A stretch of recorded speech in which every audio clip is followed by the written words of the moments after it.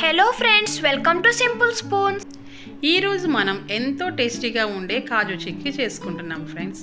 So దానికి ముందుగా pan heat చేసుకొని ఒక స్పూన్ నెయ్యి వేడి చేసుకొని ఒక కప్పు దాకా జీడిపప్పుని వేసుకొని ఇలా లైట్ బ్రౌన్ కలర్ వచ్చే వరకు ఫ్లేమ్ సిమ్లో పెట్టుకొని దోరగా వేయించుకోవాలి.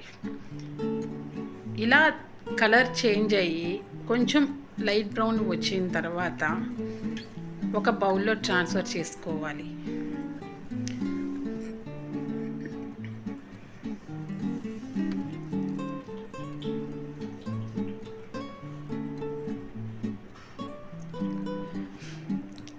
అదే పాన్లో ఒక కప్పు వరకు బెల్లం తురుము తీసుకొని, జీడిపప్పు ఒక కప్పు తీసుకుంటే బెల్లం తురుము కూడా సేమ్ కప్పు కొలత ఫ్రెండ్స్.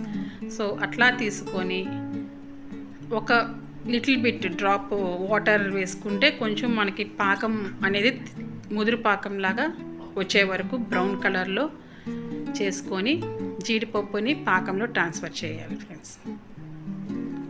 పాకం ఈ రకంగా కొంచెం ముదురు పాకం వస్తే చాలా టేస్టీగా ఉంటుంది ఫ్రెండ్స్. చిక్కీ కూడా చాలా గట్టిగా చక్కగా క్రిస్పీగా వస్తుంది. అంతే ఫ్రెండ్స్, ఎంతో టేస్టీగా ఉండే కాజు చిక్కీ రెడీ.